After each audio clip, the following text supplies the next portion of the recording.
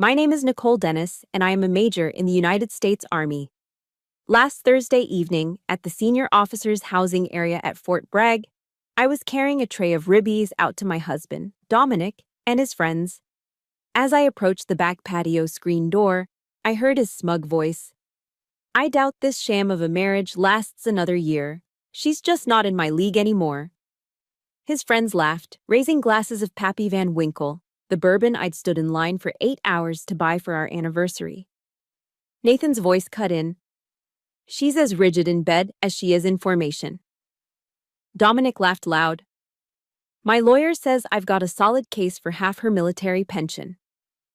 They thought I was just a rigid military machine. They forgot the machine is the one that plans the war. Let me know where you're watching from in the comments, and hit subscribe if you've ever been betrayed by the very person you trusted most. The Carolina air was crisp, carrying the first real chill of October, but the back patio was warm. The fire pit, a heavy brushed metal basin I'd bought with my last deployment bonus, was throwing off a comfortable heat. The smell of hickory charcoal from the grill was rich, mixing with the sharp, sweet scent of aged bourbon. I'd been running a field training exercise for 72 hours straight. My bones ached and my eyes were gritty with a fatigue that no amount of coffee could touch. But this was Thursday. This was our routine. Major Dennis ran the field. Nicole Dennis, the wife, ran the household. And Thursday was Dominic's barbecue night. I felt a quiet prickle of satisfaction, the kind that comes from completing a mission. I'd managed to get back to post, shower, change, and get the steaks marinating before his friends, Nathan, Trevor, and Marcus, arrived. They were all dependas, a term we used for military spouses, men who had, in theory, put their own careers on hold to follow their wives. I'd always felt a twinge of sympathy for them. Now, I plated the thick-cut ribeyes, perfectly seared, and balanced the heavy ceramic tray. I was tired, yes, but I was also content. I was being a good wife. I was balancing the demanding scales of my career and my home life. As I slid my hand toward the screen door handle, their voices drifted through the mesh, clearer than I expected. They were laughing. It was a deep, smug laughter, the kind men share when they believe they're safe, unobserved. "I'm telling you, Dom, it's a golden parachute," Nathan said. His voice was oily. "She's been so focused on making battalion commander, she doesn't see anything else." My hand froze on the handle. The tray suddenly felt impossibly heavy, the ceramic cutting into my palms. Dominic's voice, the voice I woke up to every morning, joined in. "I doubt this sham of a marriage lasts another year. She's just not in my league anymore." My breath caught. It felt like a physical blow, a precise punch just below the ribs. Sham? Not in his league. I just spent 3 days in the mud and rain, leading soldiers, managing logistics for a multi-million-dollar exercise, and I'd come home to grill him a steak. His friends roared. I saw them through the screen, silhouetted against the fire. They were sitting on the brand-new teak patio furniture I'd ordered, the furniture my bonus had paid for. They raised their glasses. "To Dominic," Trevor chimed in, finally trading up. And I saw the bottle on the table. It wasn't just any bottle. It was the Pappy Van Winkle. The 20-year. The one I had literally stood in a line for 8 hours at the Fayetteville ABC store to get. A line that snaked around the building just to surprise him for our anniversary. He was serving my sacrifice, my gift, to the men who were celebrating the end of our marriage. Then Nathan spoke again. And his words were the ones that shattered the glass. "She's as rigid in bed as she is in formation." A different kind of cold, one that had nothing to do with the October night, flooded my veins. It was a violation, a deep, personal humiliation shared among men I'd welcomed into my home. Dominic didn't defend me. He just laughed. It was a loud, barking laugh. "My lawyer says I've got a solid case for half her military pension." "Of course you do," Marcus added. "After all the sacrifices you've made for her career, all the years you've had to put your life on hold, you deserve that money to start over." My own sacrifice, the deployments, the missed holidays, the physical toll, the emotional isolation, flashed in my mind. He was twisting my service into his victimhood. He was planning to steal the only thing I had truly earned for myself, my future. Then the conversation shifted, and the blood in my veins turned to ice. Just make sure Project Gaslight is solid, Dominic said, his voice dropping to a conspiratorial hush. The pension is one thing, but I need her command taken away. Her ego's been out of control ever since she got selected for battalion. Project Gaslight? My mind, trained for strategic analysis, snapped into focus. Don't worry, Nathan said. The lawyer says we just need to prove she's unstable. Project Gaslight is working perfectly. I've already mentioned to my wife how forgetful Nicole has been. Trevor's wife heard she's been drinking more. Just a few more reports of her forgetting key details or overreacting at a social function. And the command will have to take notice. They'll have to order a psych eval. They weren't just planning to leave me, they were planning to destroy me. They were plotting to use the very system I had dedicated my life to weaponize my service against me and paint me as mentally unstable. This wasn't a divorce. This was an ambush. This was a coordinated attack on my career, my reputation, and my sanity. And the final brutal cut. Nathan, raising his glass of my bourbon, said, "You deserve better, Dom. A real woman, not some copy of General Patton. Just a rigid military machine." Military machine. I stood there, motionless, for exactly 10 seconds. I counted them. 1 Mississippi, 2 Mississippi. My training took over. The shock didn't disappear. It crystallized. The crushing weight of betrayal didn't break me. It forged itself into something cold, hard, and absolutely clear. The hurt was still there, a white-hot core, but it was now encased in the ice of a commander's fury. They had made a critical error. They had mistaken my discipline for a lack of passion. They had mistaken my loyalty for blindness. On 10 Mississippi, I moved. I pushed the screen door open. The hinges gave a high, thin squeak that cut through their laughter like a gunshot. 4 men froze, faces turned, mouths half open, eyes wide with the primal fear of being caught. Dominic's smile evaporated, replaced by a pasty, slack-jawed panic. I walked onto the patio. My footsteps were silent on the stone. The only sound was the sizzle of the fat dripping from the grill onto the coals. I walked to the teak table, the one I had assembled myself, and placed the heavy tray of ribeyes in the center. The sound of the ceramic hitting the wood was definitive. Final. I looked at Dominic. I didn't raise my voice. I didn't cry. I kept my voice flat, calm, and lethally precise. The voice I used to give an order. Why wait a year? He just stared, uncomprehending. Let's end it today. I turned, my back straight, my chin up. I walked off the patio, through the now silent screen door, and into my house.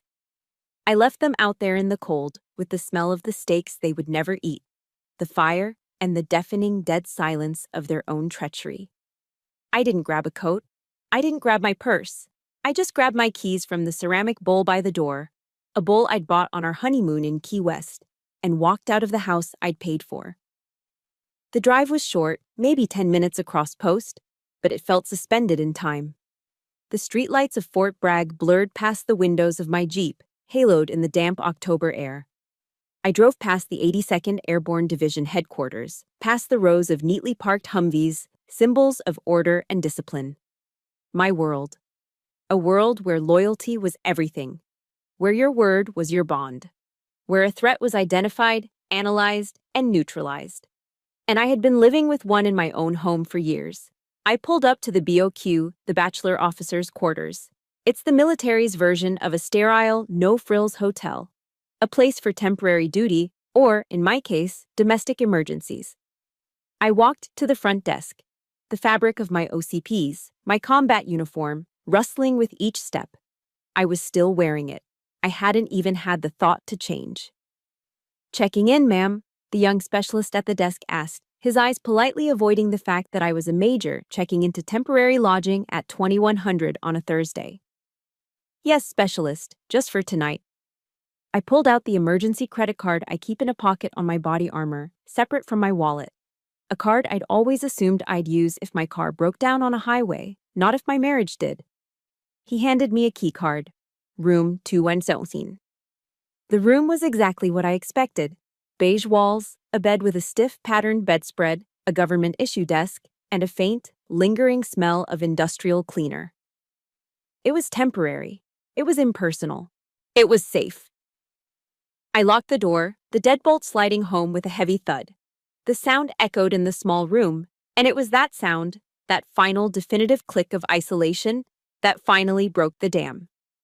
The cold fury that had carried me out of the house evaporated, and it just left. I was empty.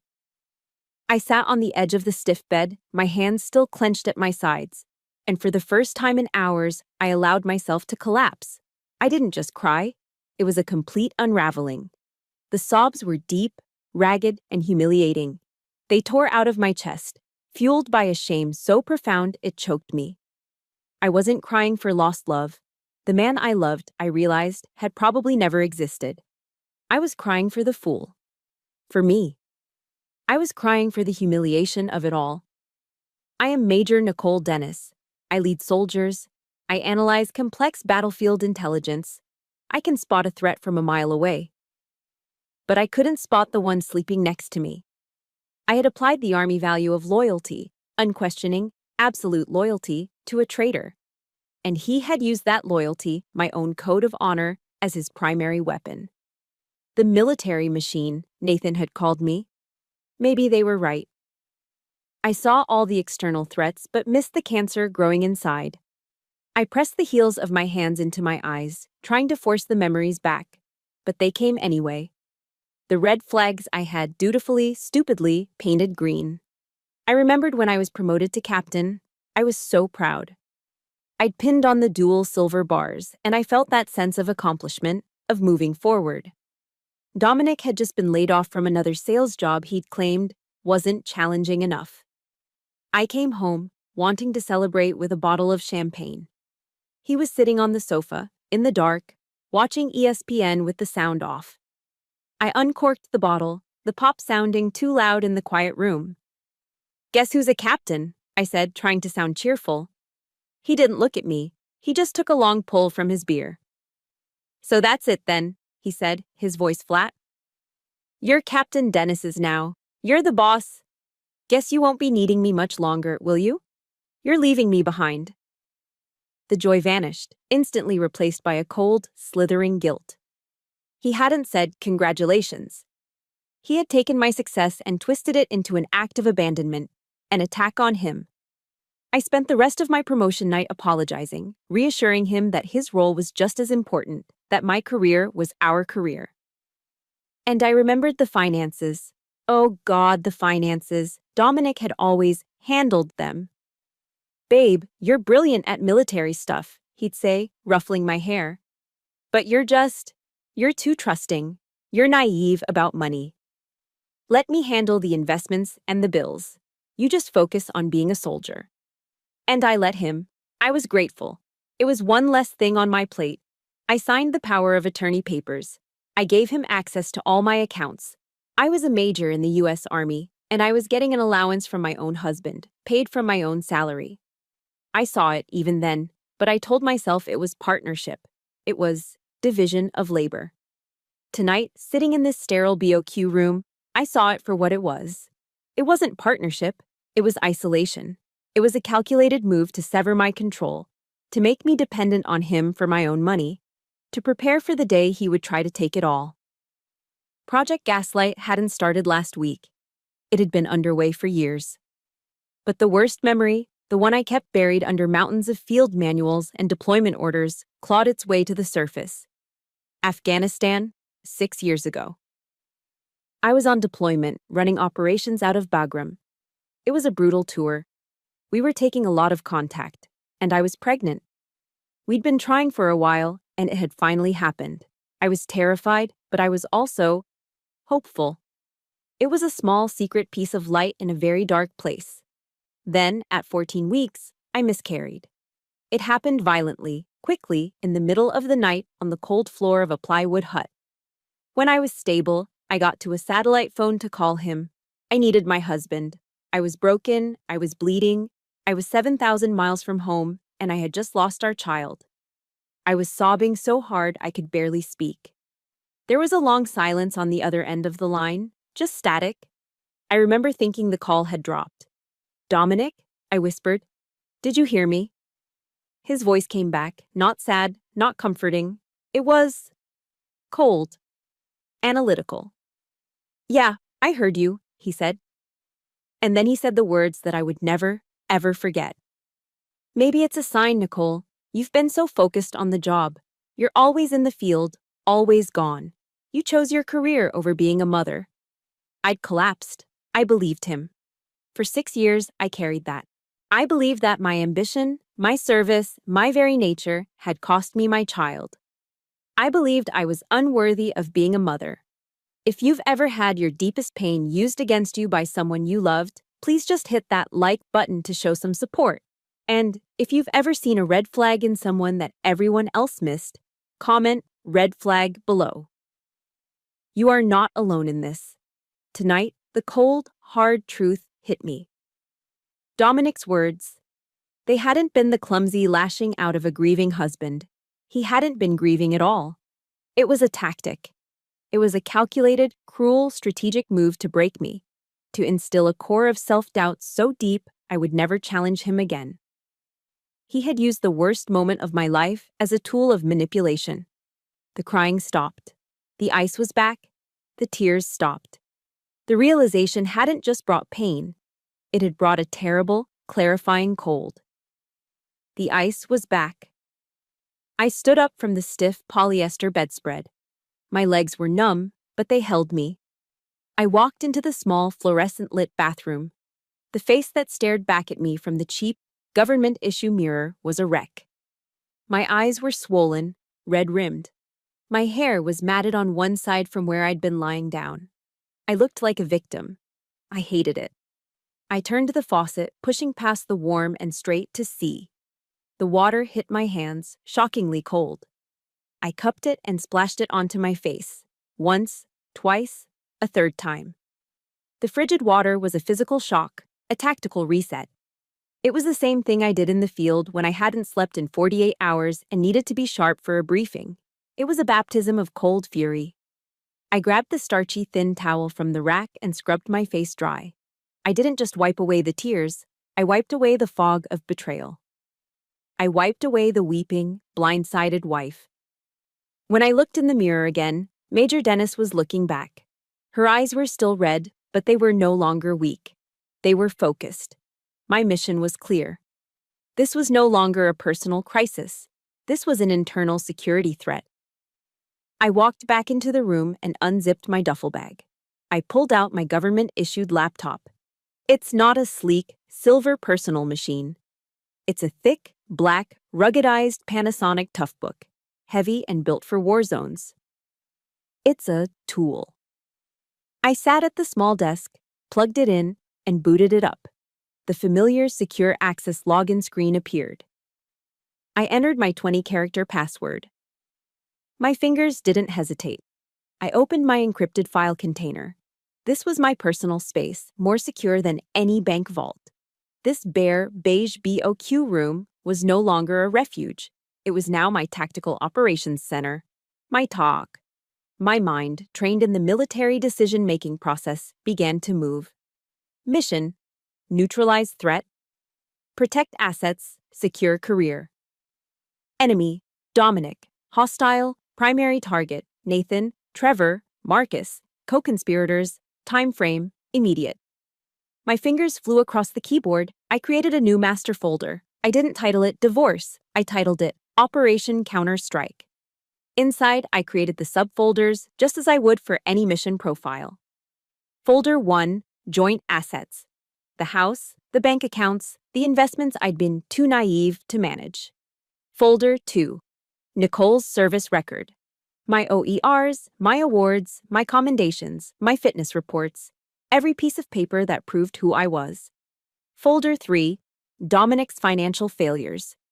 Every time he'd lost a job, every investment that had gone south, the paper trail I'd ignored. And finally, a fourth folder. The name of their operation. The name of my war. Folder 4. Project Gaslight. I stared at the name. Now I had a target. But a commander needs assets. I picked up my personal cell phone. My hand, which had been so steady on the keyboard, hesitated. This was the next step. And it was the hardest, admitting failure. As an intelligence officer, my job is to see the threat, to analyze the patterns, to predict the enemy's move. And I had failed. I had let the enemy sleep in my bed, eat my food, and plot my destruction from inside my own command post. The shame was heavy, a physical weight in my chest. Making these calls meant admitting that failure to the outside world. It meant being exposed. I squeezed my eyes shut, and a face flashed in my memory. Not Dominic's. It was from a mandatory leadership seminar I'd sat through at the Pentagon last year. A speaker on a video screen. That woman, the researcher from Texas, Brené Brown. I'd been half listening, grading papers, but one thing she said had stuck.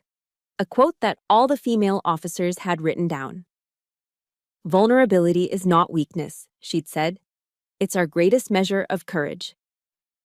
I dismissed it then as soft academic talk.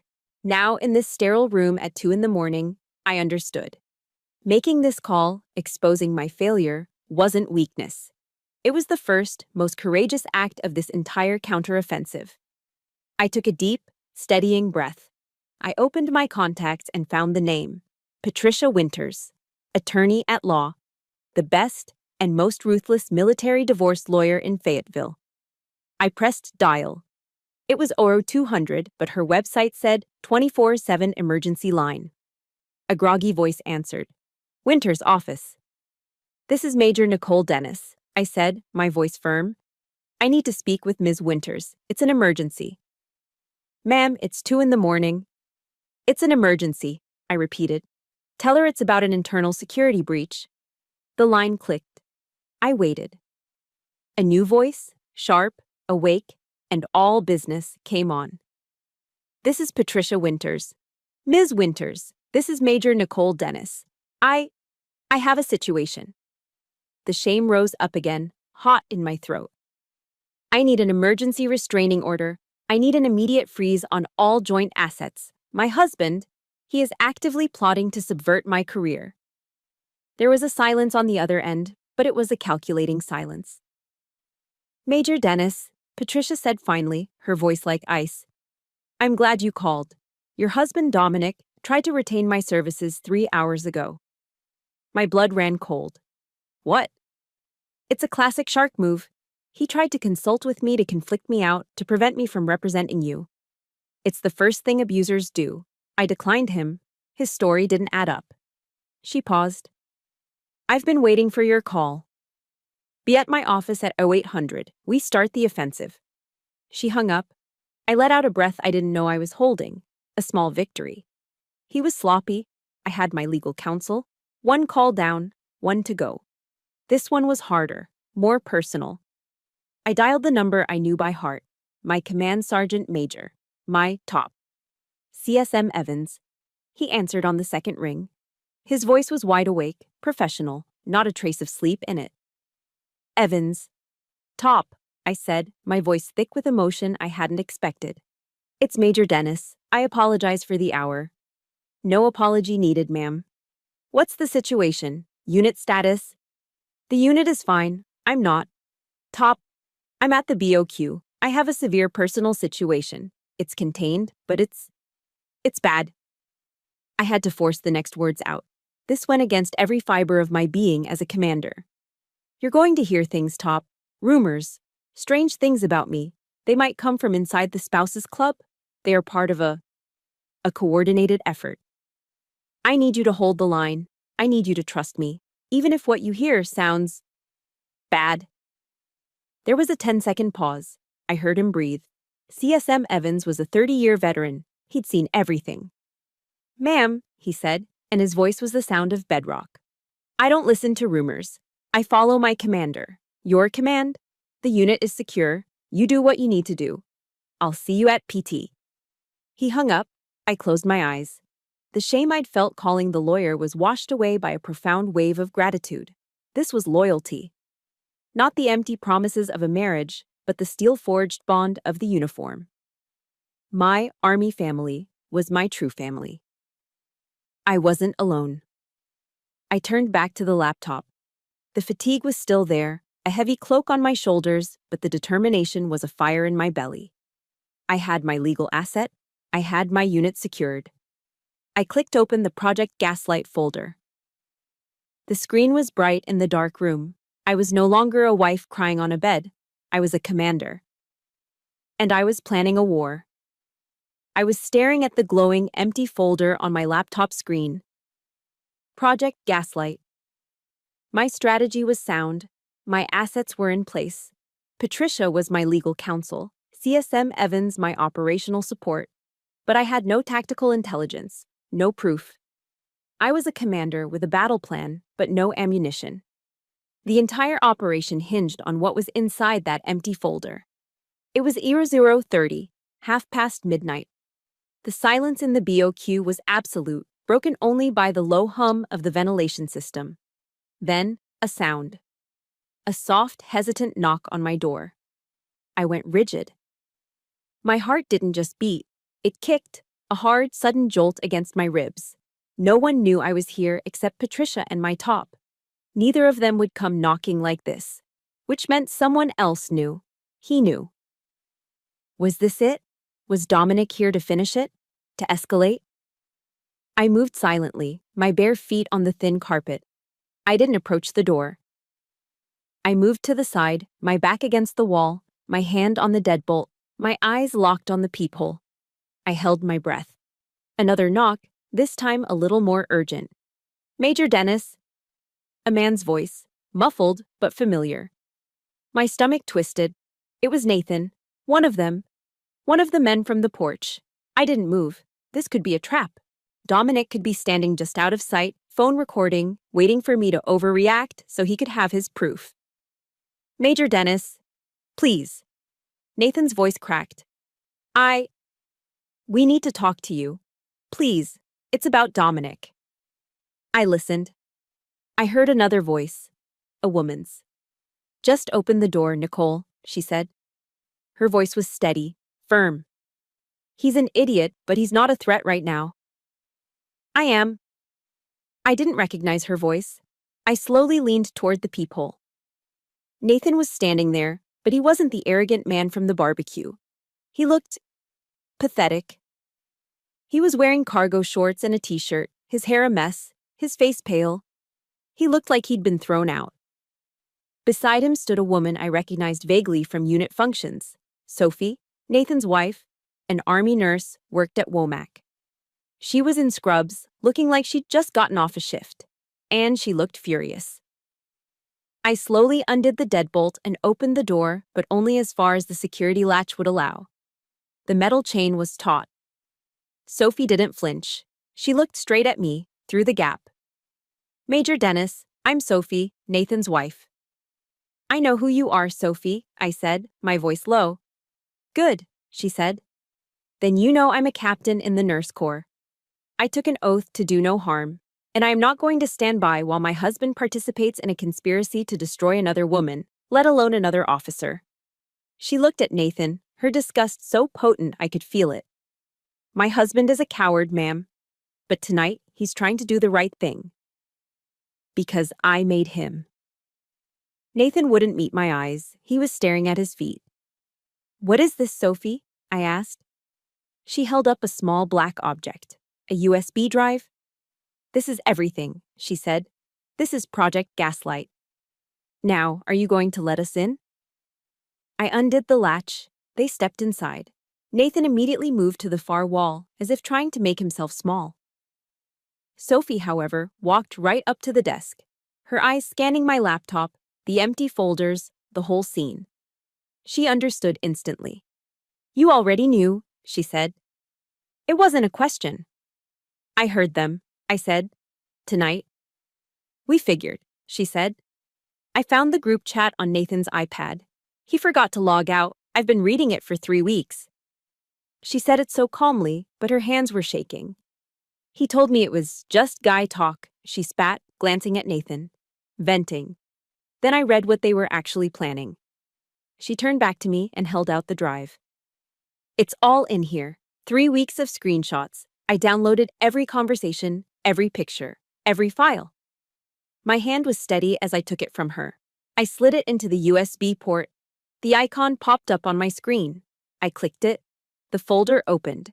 It was all there, dozens of files. I opened one, a screenshot of the chat.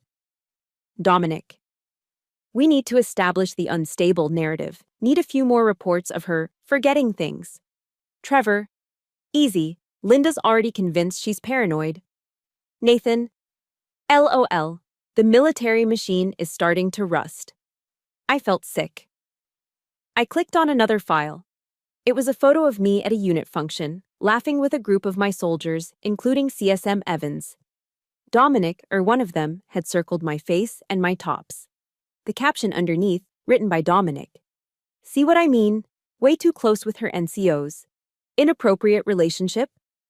They were twisting my professionalism, my command relationship, into something vile. A classic, disgusting, sexist trope. But the next file was the one that stopped my breathing. It was a document, a timeline. Phase 1, establish pattern of erratic behavior. The forgetting things, the paranoia. Phase 2, introduce substance abuse. Dominic's job was to plant empty bottles, claim I was using sleeping pills. Phase 3, the intervention. My eyes scanned the text. They had a date, next Friday. They were planning to coordinate reports to the brigade chaplain and my commander, Colonel Miller, expressing grave concern for my mental health.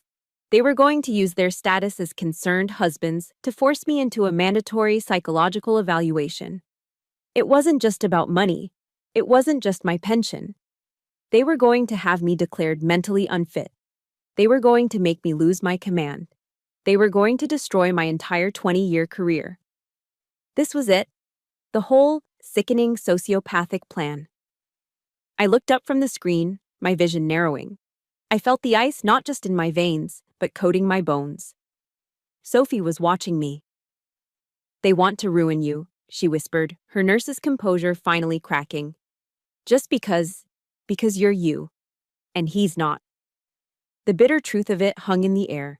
The petty, jealous rage of a man living in the shadow of his wife's success. As if on cue, as the clock on my laptop clicked over to 0300, my phone buzzed on the desk. A number I didn't recognize. I answered, putting it on speaker. Dennis. A shaky voice. Nicole? Is this Major Dennis? This is she. Who is this? This is Linda. Linda Chin. Trevor's wife. My eyes met Sophie's. She nodded. Nicole, I'm so sorry. Linda's voice was a rush of panic. I'm at my sister's house. I had to get out. My husband. He came home drunk tonight, bragging. Bragging about what, Linda? I asked, my voice dangerously calm. About Dominic. About the plan. About Project Gaslight. About how they were going to get all this money from you. How Dominic was going to have you put away. He's a monster, they all are. She was crying now.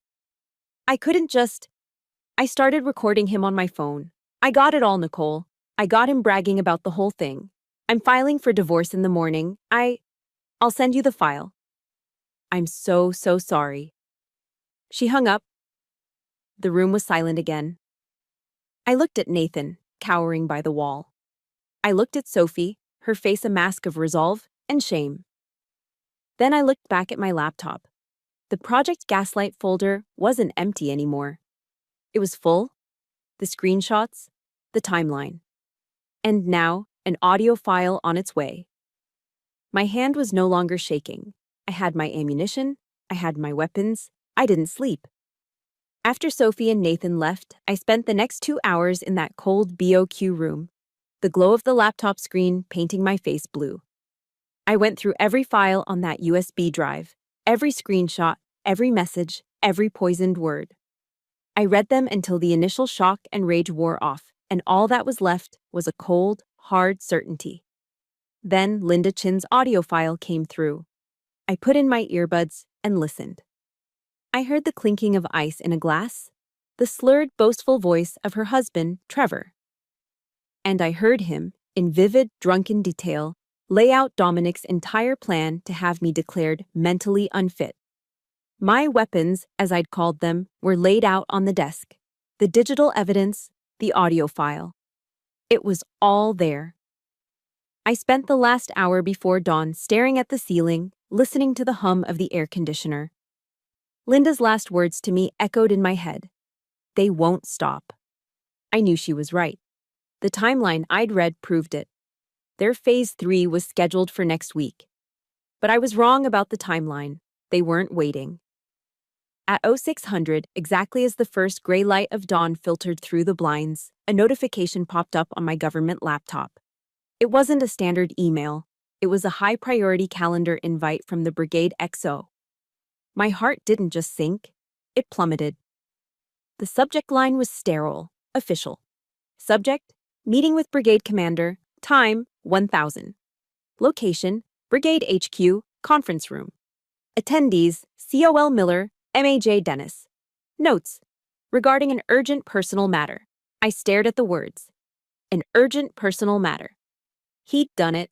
He'd struck first. He must have realized something was wrong when I didn't come back. He'd panicked and accelerated his plan. While I was gathering my weapons, he was already on the battlefield, firing the first shots. I was reaching for my phone to call Patricia when it buzzed on the desk beside me. Her name lit up the screen. I snatched it up. He's here, isn't he? I said. No hello. He's not just here, he's desperate. Patricia's voice was sharp, all business. Nicole, Dominic called my office at 5 this morning, crying, tried to hire me. What? It's a classic bottom feeder tactic. It's called conflicting out. He tries to have a consultation with me, even for 5 minutes, so that I'm legally and ethically barred from representing you. It's what panicking, guilty men do. My stomach tightened. He was smarter than I thought. Don't worry, Patricia said, sensing my fear. I saw it coming a mile away. I declined the consultation, told him my dance card was full. His story was sloppy. Too much emotion, not enough facts. He's scared, Nicole. He knows you're gone. He's panicking, and he's making mistakes. He's not just making mistakes, Patricia, I said, looking at the calendar invite. He's escalating. He's already gone to my commander.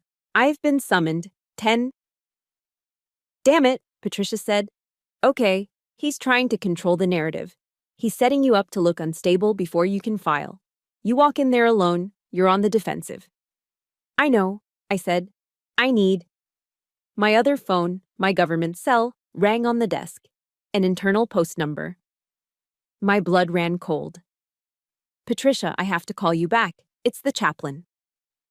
I hung up and answered the other line, my voice automatically shifting into its professional register.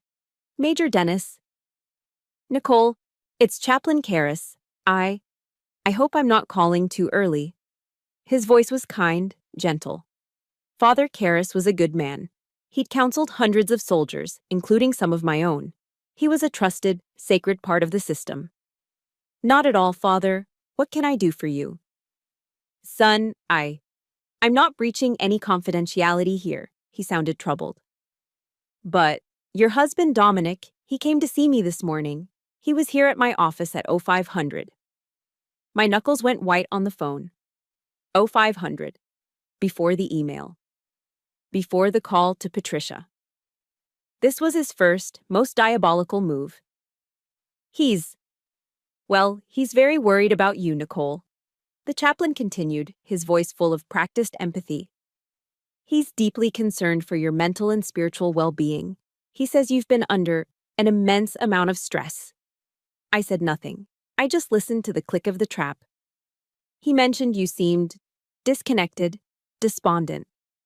Nicole, he said he was afraid you might be having thoughts of self-harm. He used the words suicidal ideation. There it was, the silver bullet, the words that, in a military command, change everything. He hadn't just gone to my boss. He'd gone to the spiritual heart of the brigade. He had weaponized the one system designed to offer soldiers a safe, confidential place to seek help. He had taken the sacred trust between a soldier and a chaplain, and he had poisoned it. He was painting me as a victim, not of his abuse, but of my own unstable mind. It was brilliant, and it was the most evil thing I had ever encountered. "Father," I said, and I was proud of how steady my voice was. "I can assure you I am not a danger to myself. I am fine." "I'm so glad to hear that, Nicole, truly."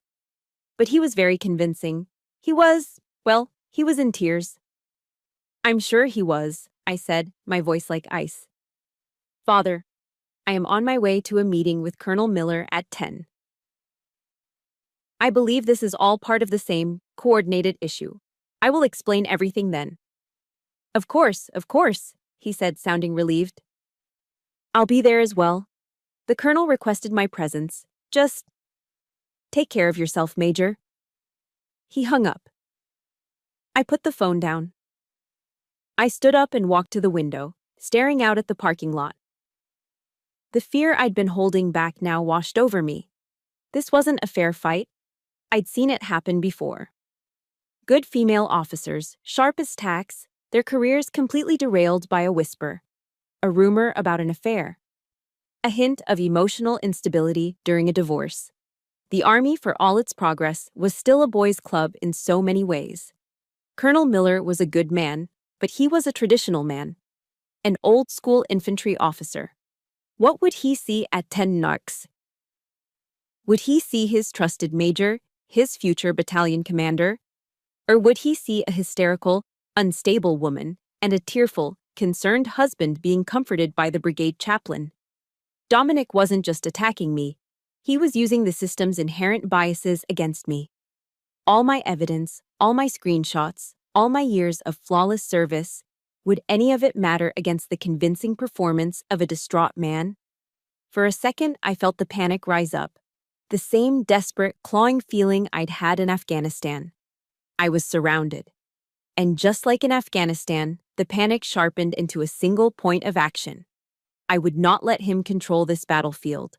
I would not walk into that room on the defensive. I grabbed my personal phone. I dialed Patricia. "He weaponized the chaplain," I said. "He'll be at the 10-team meeting. Dominic's playing the concerned husband card." "Of course he is," Patricia said, her voice disgusted. "It's the abuser's playbook, page 1. He's the victim." "He won't be for long," I said. I looked at the laptop, at the USB drive, at the audio file from Linda. "I'm not walking into that room cold. I'm going on the offensive." "What are you saying, Nicole?" "I'm saying you're my lawyer. I'm your client. But Colonel Miller, he's my commander, and he does not walk into an ambush." I took a deep breath. "Send it," I commanded. "Send what?" "Everything. The whole package, the screenshots, the Project Gaslight timeline, Linda Chin's audio recording. Email it to Colonel Miller's government account. Right now. Mark it, for commander's eyes only. Urgent personal matter." There was a pause. I heard her typing. "This is it, Nicole," she said. "Once you do this, the war has started." "The war started last night," I said. "It's time my commander had the right intelligence report." The send button clicked. It was done. The digital package, the screenshots, the audio file, the timeline, was now in Colonel Miller's inbox. The preemptive strike was launched. I had exactly 3 hours until 1000. 3 hours to transform myself from a woman who had spent the night weeping in a BOQ into the officer my commander trusted. I stood under a scalding hot shower, the water drumming against my skin, and let the last of the tears and the panic wash away. When I stepped out, I was no longer a victim. I was a soldier preparing for contact. I began the ritual. I pulled my Class A uniform, the Army service uniform, from the garment bag I kept in my car for emergencies. This wasn't my daily camouflage. This was the formal dark blue suit of a professional. The uniform of board meetings, of ceremonies, of solemn duty. Today, it was my armor. I laid each piece out on the sterile motel bedspread with practiced precision. The skirt, the jacket, the shirt. I ironed the white shirt until the creases were as sharp as a knife's edge. I tied the black four-in-hand necktie, the knot precise.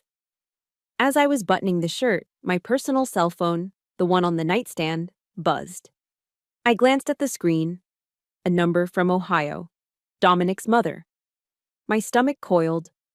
Of course. He had failed to trap me, failed to conflict out my lawyer, so he had called in his matriarchal air support. I let it ring 4 times, then I answered. My voice was flat. This is Nicole. Nicole. Oh, thank God. Her voice was a practiced quiver of false concern. Honey, what is happening? Dominic called me. He was hysterical. He said you're having some kind of psychological crisis? I said nothing. I just listened. He said you threw him out of the house, she continued, her voice rising. Nicole, how could you? After everything he's done for you. After all the sacrifices he's made for your career? You can't just throw him away like this. He loves you. A white-hot, silent rage flashed behind my eyes. His sacrifices. The man who drank my Pappy Van Winkle while planning to take my pension. The man who had been unemployed for 3 of the last 5 years, living in my house, driving my car while I was in Afghanistan. The manipulation was so blatant, so familiar, it was almost insulting. I cut her off. My voice was no longer flat. It was ice. Ma'am, I said, using the formal term. You should ask your son about Project Gaslight. Project? What? I don't know what that means. He just said you were unstable. You need to ask him what that means, I repeated, my voice leaving no room for argument. And then you should ask him about a woman named Candace in Las Vegas. Do not call me again. I hung up the phone before she could speak another word. I turned back to the mirror. The anger didn't make me shake. It made me focused. His sacrifices. I picked up the jacket of my uniform. It was heavy with metal. My decorations. My service. My eyes locked on one. The Bronze Star. Awarded for meritorious service in a combat zone. I thought of the rocket attack that earned it, the ringing in my ears, the dust, the fear. I looked at another. The Afghanistan Campaign Medal. I thought of the Christmases I missed. The anniversaries spent on a fuzzy video call. The sheer, grinding exhaustion of deployment. I thought of the call. The call where I told Dominic I had miscarried. The call where he blamed my career. This was sacrifice. This was 20 years of my life, my sweat, my blood, etched in metal and ribbon. And that man, that dependa who had sacrificed nothing, thought he could take half of it by calling me crazy. He thought he could trade his lies for my blood. The anger settled, cooling from a raging fire into a solid core of cold, hard steel. This wasn't a divorce, this was a counterintelligence operation. And I would not fail. I slowly, meticulously, pinned my ribbons to the jacket, each one perfectly aligned, 1/8 of an inch above the pocket. This wasn't just my armor, this was my resume. This was my truth. This was the unassailable record of who I was, a record that no lie from a bitter, insecure man could erase. As I prepared to walk out the door, a sudden, clear memory surfaced. My grandmother, a tough-as-nails woman from rural America who raised a family while my grandfather was in Vietnam. I was 19, leaving for basic training, terrified. She'd held my face in her hands and said, "Nikki, you remember this, and you remember it good. The good Lord promised, no weapon formed against you shall prosper." I wasn't a particularly religious woman, but as I stood in that BOQ room, the words echoed in my head, a gift from my ancestor. No weapon formed against you shall prosper. Dominic had formed his weapons. The lies, the gaslighting, the manipulation. They would not prosper. I took a deep breath. The anger was gone, replaced by a profound, chilling calm. The calm of a commander just before the battle commences. I stepped out into the bright North Carolina morning. The walk to brigade headquarters was only a few blocks. Each step was measured, my heels clicking on the pavement in a steady, determined rhythm. It's a terrible feeling, walking into a battle you never asked for, but one you have to win. If you've ever had to put on your own armor, whether it's a uniform or just a brave face, to face someone trying to tear you down, please hit that like button to show some support. And tell me in the comments, what does your armor look like? As I approached the headquarters building, I saw him, CSM Evans, my top. He was standing at the entrance, not casually, but as if on watch. He was in his own full uniform. He must have known this meeting was happening. He was there to bear witness. He didn't say a word. He just watched me approach. As I reached the steps, his eyes met mine, and he gave me one sharp, definitive nod. It said everything. I'm here, ma'am. The unit is secure. Go handle your business. Good morning, Top, I said. Good morning, ma'am. His voice was a low rumble. The colonel is waiting. I nodded. I pushed open the heavy glass doors and walked into the air conditioning, my footsteps echoing on the polished linoleum floor. The door to the main conference room was open. I stepped inside. The room was long and dark, dominated by a heavy mahogany table. At the far end sat Colonel Miller, his face an unreadable mask. Beside him sat Chaplain Karras, looking deeply uncomfortable. My lawyer, Patricia, was on the left, her briefcase open, and on the right was Dominic. He was already there. He was wearing a civilian suit, an expensive one I'd paid for, and he was dabbing at his eyes with a handkerchief. But as I walked in, his eyes met mine, and he smiled. A small, self-satisfied, smug smile. The smile of a man who thought he had already won. My heart rate didn't spike. It did the opposite. As I saw that smug smile on Dominic's face, the adrenaline from the walk over vanished, replaced by a sudden, Arctic calm. The training took over. This was no longer my life. It was a tactical problem. I gave a sharp, professional nod to Colonel Miller. Ma'am, I said, acknowledging my lawyer first, then them. Colonel, Chaplain. I took my seat beside Patricia. I did not look at Dominic again.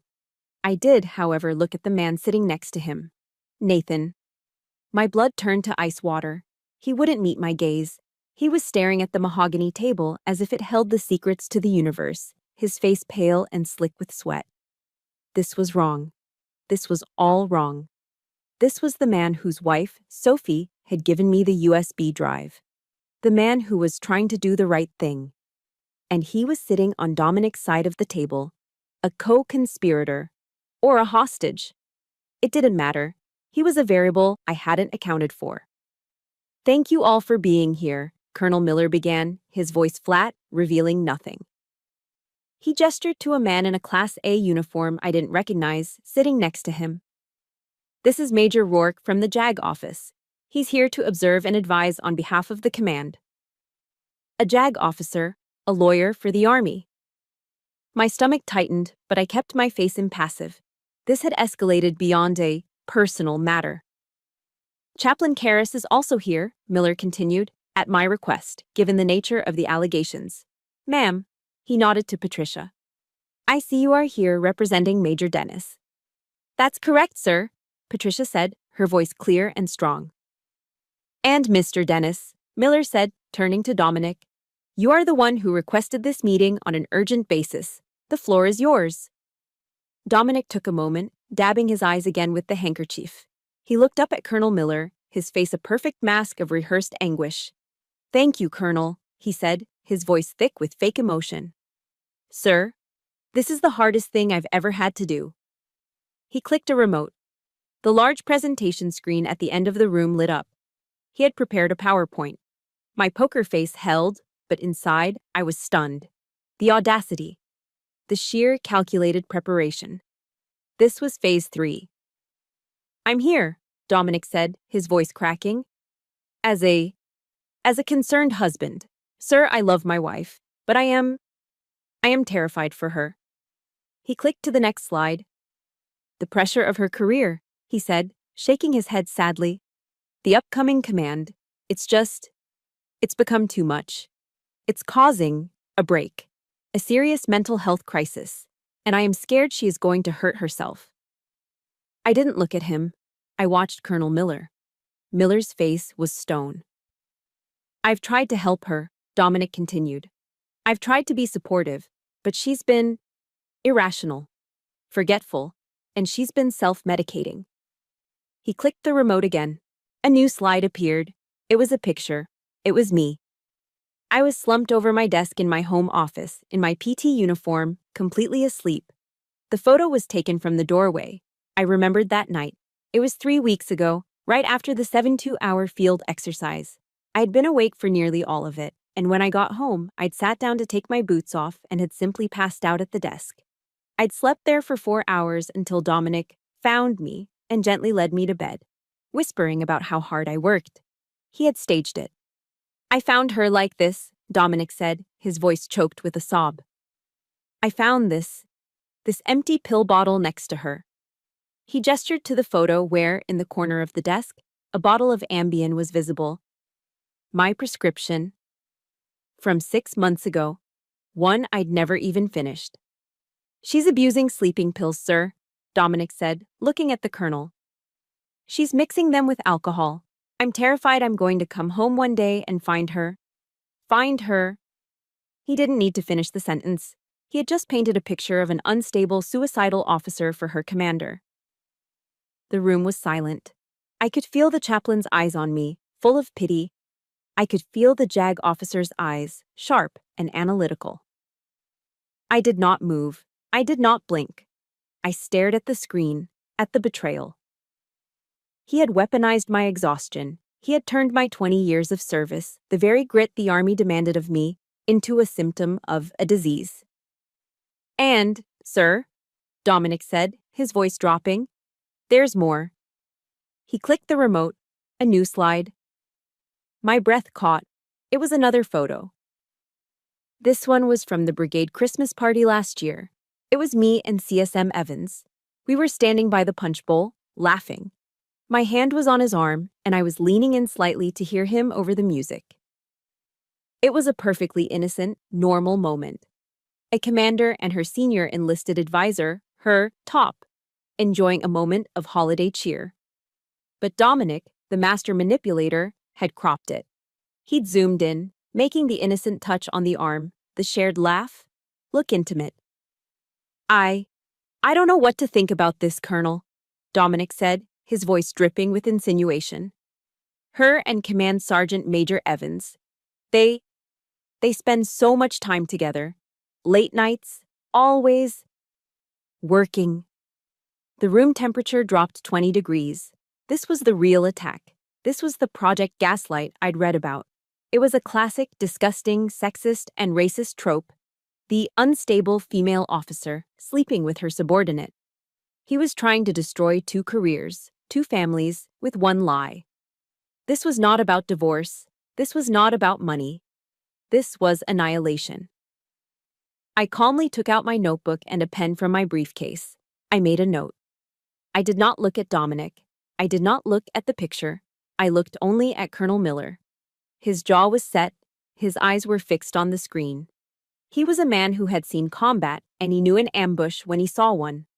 I could see the muscles in his cheek working. Dominic finished. Sir, I want my wife back. I want her to get help. Before it's too late. He sat down, putting his head in his hands, his shoulders shaking with silent, fake sobs. The performance was complete. The room was suffocatingly silent. The only sound was Dominic's sniffing. I watched Colonel Miller. He sat back in his chair. He looked at Dominic, then at the chaplain, then at the JAG. Then his eyes settled on me. I met his gaze. My back was straight. My hands were steady on my notebook. My poker face was absolute. I was a major in the United States Army, in full uniform, ready to give my report. Colonel Miller, to his credit, did not look at me with pity. He looked at me like the officer I was. He took a slow, deliberate breath. I saw his eyes flick down for just a fraction of a second to a folder on the desk in front of him. The folder Patricia had emailed. He looked back up at me. Thank you, Mr. Dennis. The colonel's voice was a low, dangerous rumble. That was very disturbing. He turned his full attention to me. Major Dennis, do you have anything you wish to present? Colonel Miller's question hung in the air, sharp as a scalpel. Major Dennis, do you have anything you wish to present? Dominic was still sniffing, his head bowed, the picture of the grieving husband. He shot a quick, triumphant glance at me from under his brow, confident his performance had sealed my fate. I stood up. My chair didn't make a sound on the carpet. My voice was clear, cold, and amplified by the sudden, dead silence in the room. Yes, sir, I do. I met Colonel Miller's gaze. Thank you, Colonel. I do not have a presentation regarding my mental health. I nodded to Patricia, who plugged my government laptop into the console. The main screen flickered, then lit up, replacing Dominic's photo of me and CSM Evans. My slide was simple. Black background, white text. It had only 2 words. Project Gaslight. My presentation, I announced, my voice cutting through the silence, is called Project Gaslight. I heard a sharp intake of breath from Dominic. His head snapped up. The fake sobbing stopped instantly, replaced by a pale, wide-eyed shock. His smugness evaporated. On the large video screen at the end of the table, the feed from Division HQ blinked on. General Harrison, the 2-star commander who was overseeing my promotion packet, was now patched in. What in the hell is Project Gaslight? His voice boomed over the speakers. Major Dennis, is this some kind of a joke? No, General, I said, my voice steady. It is not. Dominic shot a panicked look at Nathan. She's lying. She's unstable, sir. This is what I was talking about. She's paranoid. Mr. Dennis, Colonel Miller's voice was a low growl. You will be silent. Continue, Major. I advanced to the next slide. Project Gaslight is a conspiracy conceived by my husband to systematically discredit me, have me declared mentally unfit, and defraud the U.S. Army of my retirement benefits. I clicked. A screenshot of the group chat appeared. This is a chat log between my husband, Mr. Nathan Reed, Mr. Trevor Chin, and Mr. Marcus Cole. Date: 3 weeks ago. I'll read the relevant line from my husband. She's a machine. We just have to convince the Army she's a broken machine. Project Gaslight is a go. Nathan, you're on observation. I clicked again. Another screenshot. Mr. Reed's reply, copy that, I'll start the log. She looks tired today. I clicked again. Mr. Chin's reply, just tell me when you need me to witness an outburst. This pension is as good as ours. The room was so quiet I could hear the air conditioner vents. Dominic was white. This is fake. She photoshopped this. Nathan, tell them. All eyes turned to Nathan. He was physically shaking, his face ashen. Mr. Reed, Colonel Miller's voice was lethal. Nathan looked at Dominic, his eyes full of terror. He looked at me, his face full of shame. He looked at the general on the video screen. He stood up, his chair scraping loudly on the floor. Sir, he stammered, his voice cracking. Sir, I... Tell them, Nathan, Dominic hissed, his voice a venomous whisper. Tell them she's a liar. It's true. Nathan choked out, the words tumbling out in a rush. It's all true. I didn't want to. Dominic said, he said it was just a way to get leverage in the divorce. He said she wouldn't be hurt. He promised me a cut. He finally looked at me, tears streaming down his face. Major, I'm sorry. I was wrong. This was a conspiracy. I'll testify. I'll sign anything. My wife, Sophie, she found out. She made me come here. You weak, pathetic idiot! Dominic lunged at him, but he was just an enraged man in a suit, and he stopped short of touching him. Enough, Colonel Miller roared, standing up so fast his own chair nearly toppled. Mr. Dennis, sit down, now. Dominic, stunned by the command, fell back into his chair. I didn't pause. I clicked to the next slide. This is a sworn affidavit from Mrs. Linda Chin, I said, along with a full audio recording of her husband, Trevor, bragging about the plan, which I have already provided to the colonel. Miller nodded grimly. The JAG officer was writing so fast his pen was a blur. But this conspiracy wasn't just about my pension, I continued, my voice dropping. It was about immediate cash flow. Next slide. This is Dominic Dennis Consulting, LLC, a shell corporation registered 6 weeks ago. Next slide. These are emails from that entity's account. In them, Mr. Dennis uses his spousal access to Fort Bragg and my name, my rank, to illicitly solicit contracts from active defense contractors, a clear violation of operational security and ethics regulations. The JAG officer stopped writing and just looked at Colonel Miller. The colonel's face was dark red. This had moved beyond divorce and into potential criminal territory. And finally, I said, this. I clicked to the last slide. It wasn't a chat log. It wasn't an email. It was a bank statement, our joint credit card. The one I paid. The room was dead silent. I pointed to the line item. 2 weeks ago, a charge for $1,245, $50, Delta Airlines. I clicked one last time, the confirmation email. 2 round-trip, first-class tickets from Fayetteville to Las Vegas, and the hotel reservation.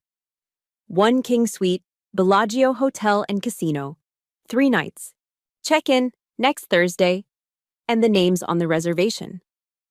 Mr. Dominic Dennis and Ms. Candace Thorne. I let the image hang in the air. The conference in Las Vegas, I said softly, was scheduled for the exact same week. Project Gaslight was intended to have me committed for a 72-hour psychiatric evaluation. The silence in the room was absolute. It was suffocating. Dominic wasn't moving. He was just staring at the name Candace Thorne on the screen, his mouth open. He had been so focused on his performance that he never, ever thought I would have this. Chaplain Karras slowly took off his glasses and rubbed the bridge of his nose, his face a mask of profound disappointment. Patricia simply sat, her hands folded. Colonel Miller stood up again, very, very slowly. He buttoned his jacket. He looked at the general on the screen, who just nodded once. When the colonel spoke, his voice was no longer angry. It was dead. Mr. Dennis. Dominic didn't look up. Mr. Dennis, look at me. Slowly, like a man underwater, Dominic raised his head. For 20 years, the colonel said, his voice quiet but shaking with controlled rage, Major Dennis has served this nation. She has led soldiers in combat. She has missed holidays, anniversaries, and God knows what else in service to this army. She's one of the finest officers I have ever had the privilege to command. He pointed a finger at Dominic. And you. You come into my headquarters. You lie to my chaplain. You attempt to subvert my chain of command. You conspire to commit willful, malicious sabotage against a U.S. Army major. His voice rose. You didn't just plan a divorce, Mr. Dennis. Your actions constitute a direct threat to the good order and discipline of this brigade. Your Project Gaslight is a direct assault on the readiness of my command. This is not a family matter. This is a matter of national security. He hit the intercom on his desk. His voice was sharp. Top, send in the MPs. The door opened and 2 military police officers stepped inside, accompanied by CSM Evans. Sir? One of the MPs asked. This man, Colonel Miller said, pointing at Dominic, is to be escorted from this building. He is to be processed for conspiracy and willful sabotage of a U.S. service member.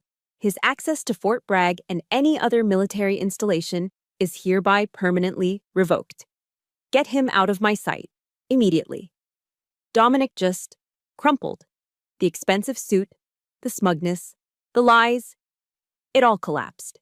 He was nothing. A hollow shell. Nicole, he whispered, his voice desperate. Nicole, please. Don't let them. I looked at him, not with hate, not with pity, with nothing. He was a variable that had been neutralized. The MPs didn't wait. They each took an arm and hauled him to his feet. He didn't even have the strength to stand. He just sagged between them, his $1,000 shoes dragging on the carpet as they pulled him from the room. The door clicked shut, and the battle was over. The door clicked shut. For a full 10 seconds, nobody in the conference room moved.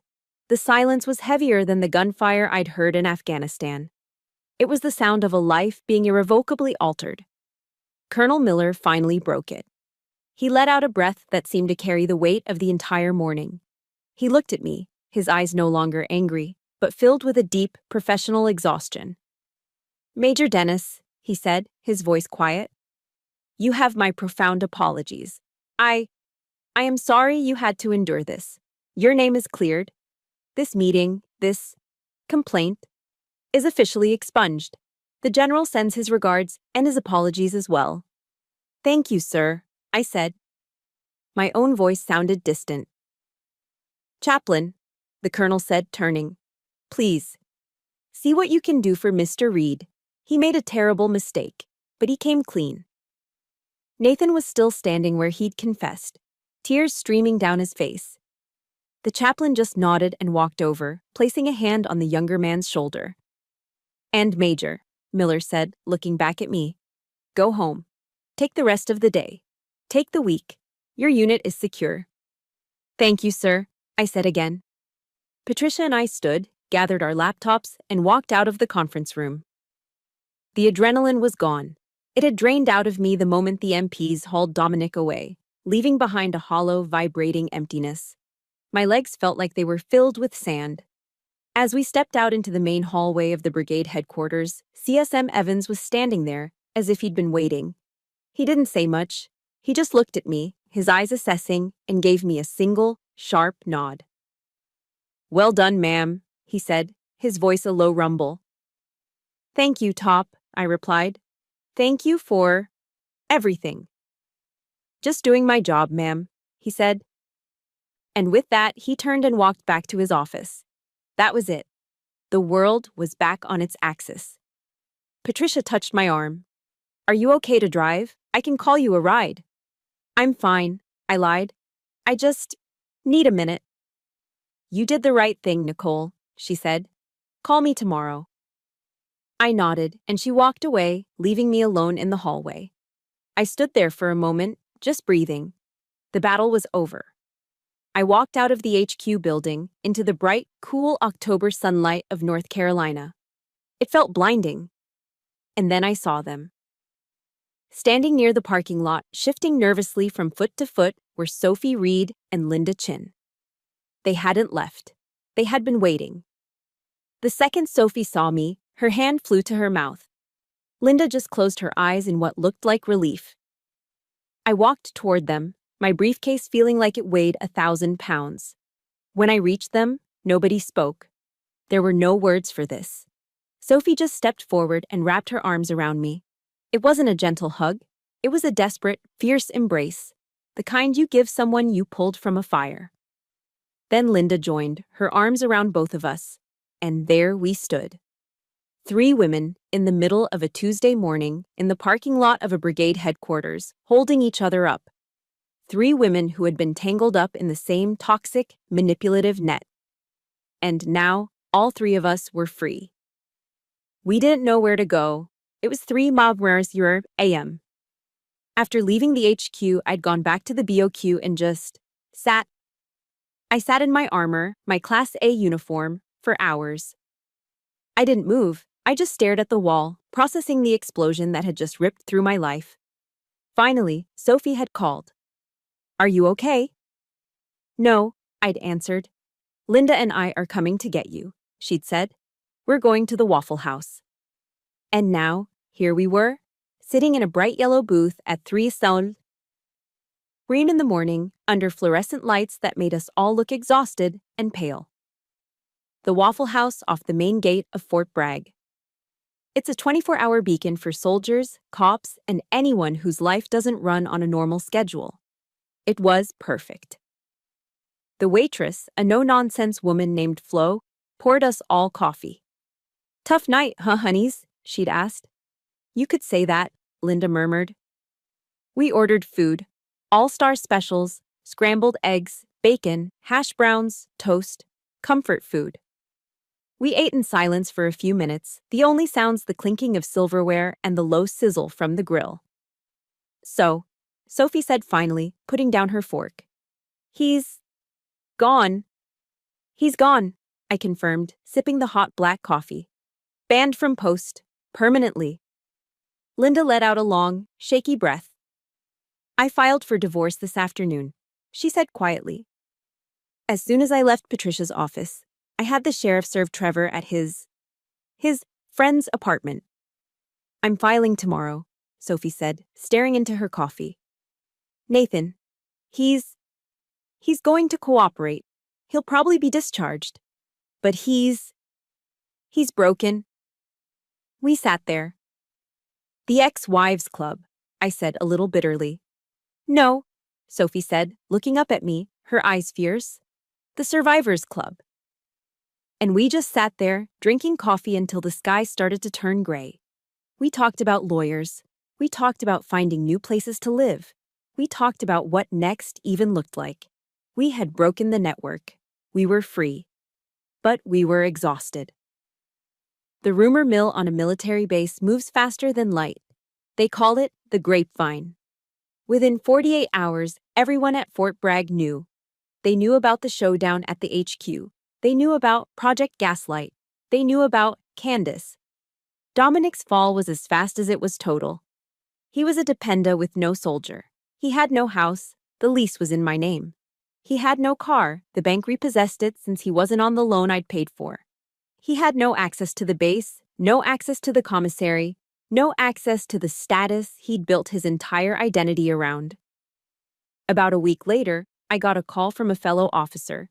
He was uncomfortable. Ma'am, he said, I thought you should know. I saw Dominic last night, outside that cheap bar on Hay Street. He was a mess, drunk, screaming into his phone at his mother, I think. Something about money. The officer told me that Dominic had gotten into a shouting match with a bouncer and ended up getting arrested. Not by MPs, by the Fayetteville Civil Police, for being drunk and disorderly. I hung up the phone. I waited for the feeling of triumph. I waited for the, ha, you got what you deserved. It never came. I just felt tired. A deep, profound weariness. He wasn't a monster. He was just a small, broken, insecure man. And he was gone. 6 months passed. The divorce was finalized. Patricia was, as always, brilliant. Thanks to the evidence of the conspiracy, the Project Gaslight documentation, the proof of adultery, and his conduct prejudicial to good order and discipline, which got him banned from post, the judge was not amused. The divorce was granted on grounds of cruel and barbarous treatment and adultery. Dominic received nothing. Not a single cent of my retirement. Not a penny of my savings. He was just a name on a piece of paper. A week later, a letter arrived at my new apartment. It was from him. The handwriting was messy, desperate. I held it for a long time. I thought about all the sacrifices he claimed he'd made. I thought about the 8-hour line for the Pappy Van Winkle. I thought about the sound of his voice on the phone from Afghanistan. You chose your career over being a mother. I thought about his empty apologies, his manipulations. I stood up. I walked over to the new paper shredder I'd bought. I fed the unopened letter into the slot. The machine whined to life, and I watched as his words, his excuses, his last attempt to take up space in my head were turned into thousands of tiny, meaningless strips of paper. I emptied the bin into the trash. The boundary was set. It was final. The shredder's noise was the last sound of my old life. The silence that followed was the first sound of my new one. Time, for a soldier, is measured in assignments. My old assignment, being Dominic's wife, was over. My new one, my promotion to battalion command, was just beginning. A year and a half after I walked out of that conference room, I was no longer Major Dennis. I was Lieutenant Colonel Dennis. I was standing in a classroom at the Non-Commissioned Officers Academy, not as a student, but as a speaker. My audience wasn't a panel of colonels. It was a group of young, sharp, female captains, all hungry, all ambitious, all wondering how to navigate the complicated path I'd just walked. One of them, a smart young officer from the 82nd Airborne, asked a question. Ma'am, how do you handle it? When they, when they try to make you feel small, when they use your Emotions against you. I smiled. It was a real smile, soft and knowing. I looked at the faces in that room, the future of the army. They will, I said, my voice quiet but filling the room. They will try to tell you that you are too emotional. And when you show no emotion, they will tell you that you are too tough, too cold, a machine. They will try to put you in a box. Your job is to never, ever let them. I leaned against the podium. The world will wound you, I told them. That is a guarantee. Your armor won't always protect you. People you trust will let you down. You will fall. The wound is not the point. The wound is not the end of your story. It's the beginning of your wisdom. I paused, letting them take that in. There's a saying from a very wise woman, Oprah Winfrey. She said, "Turn your wounds into wisdom." My project Gaslight was a wound. It was deep, and it was poisoned. I could have let it scar me over, made me bitter, made me afraid to trust. Instead, I chose to let it teach me. I learned the difference between loyalty and blindness. I learned that my value is not determined by my proximity to a man, but by my own integrity. I learned that true strength isn't about never falling. It's about how you get up, how you plan the counter-assault, and how you rebuild. So let them talk, I said. Let them call you names. And you just keep your eyes on your objective. Listen to your own internal compass, and turn every wound they give you into the wisdom you will use to lead. I finished my speech, and for the first time in my career, the applause that followed felt like it was truly for me. That spring, I received an invitation. It was cream-colored, simple. A wedding. Nathan Reed and Sophie. They had gone through with their divorce, as Sophie had said they would. The betrayal had been too deep. But as they worked through the legal process, and as Nathan went through intensive therapy and his separation from the army, they found their way back to each other. They were starting over, truly from scratch. The wedding was small, held in a quiet park in Fayetteville, far from the base. I went. I watched Sophie, radiant in a simple white dress, walk down the aisle. I watched Nathan, no longer in uniform, his eyes clear for the first time, watch her as if she were the only person on earth. At the small reception afterward, Nathan came up to me, his hands shaking slightly. "Ma'am, Lieutenant Colonel," he said, correcting himself. I don't know why you came, but it means everything." "It was a beautiful ceremony, Nathan," I said. He looked down, then met my eyes. His were filled with a shame that was old, but a resolve that was new. "During my speech," he said, I told everyone what I did, what we did, and I told them what you did. I wanted you to hear this from me. I failed. I failed as a soldier, I failed as a friend, and I failed as a man. Your forgiveness, Megam. Your silence when you could have destroyed me. It's a gift I will never, ever deserve." I looked at this man. No longer the swaggering, joking Dependa from that awful night. He was just a man, trying to repair the wreckage of his life. And I felt nothing of the old anger. It was gone. "You're right," I said softly. "You didn't deserve it. But I deserved to be free. And forgiving you? That was for me. Not for you." I smiled, a real, warm smile. "Congratulations, Nathan. Make her happy this time. She deserves it." He nodded, his eyes filling with tears. "Yes, ma'am." I turned from him and walked to the punch bowl. And I saw Linda Chin. She was laughing, her head thrown back, a bright yellow sundress. She was holding the hand of a new man, a kind-looking civilian engineer. She caught my eye, and her smile widened. She raised her glass to me. I raised my glass of lemonade back. The Survivors Club. We had all made it through. A few weeks later, my new life had settled into a routine. It was a Saturday. I was in my Army PTs, gray shirt, black shorts, having just finished a 5-mile run. I stopped at the Fort Bragg commissary to pick up groceries for the week. It was normal. It was mundane. It was perfect. I was in the produce section picking out apples, Honeycrisps, my favorite. I was checking one for bruises, thinking about the battalion training schedule for the next week. A cart squeaked nearby. Someone was stocking the shelves, restocking the ketchup bottles. I heard a sharp, choked noise. I looked up. It was Dominic. He was thin, gaunt even. The expensive clothes were gone, replaced by the blue vest and name tag of a commissary stock clerk. He was pale, his hair was thinning, and his eyes were hollow. He was pushing a U-boat cart piled high with boxes. Our eyes met. The entire world just stopped. I saw panic flash across his face. I saw shame. I saw him open his mouth as if to say my name. And I just looked at him. There was no hate. There was no anger. There was no pain. There was just nothing.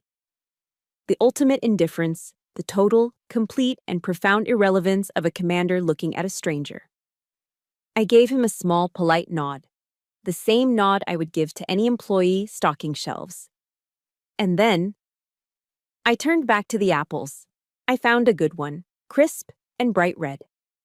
I placed it in my basket and pushed my cart toward the next aisle, my mind already moving on to the next item on my list. I had a battalion to command. I had a mission to prepare for. I never looked back. He was just a ghost, in an aisle he no longer had the privilege to shop in. And I was finally, completely, and beautifully free.